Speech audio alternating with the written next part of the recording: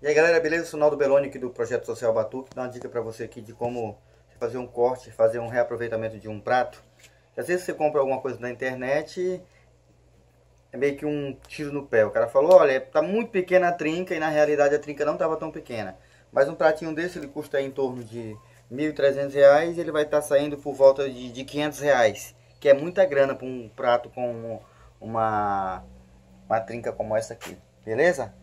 Aí aqui é o seguinte, você tem que ter uma tesoura de aviação, né? Tesoura de corte para metais.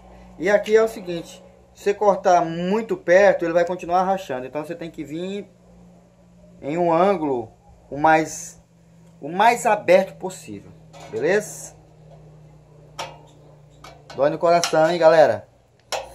Fui cortando um prato como esse aqui, mas é o seguinte, se não fizer isso, cara, vai aumentar e infelizmente é isso aí. Ó. Aí agora eu vou passar aí a lima, passar uma lima aqui.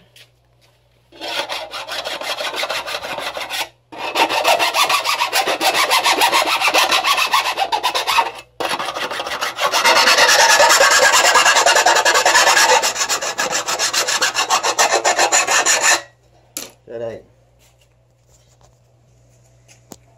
E quem tocava com esse prato era um pedreiro, né, cara? Porque isso aqui, velho, não é aqui, cara, ó. Aqui, velho,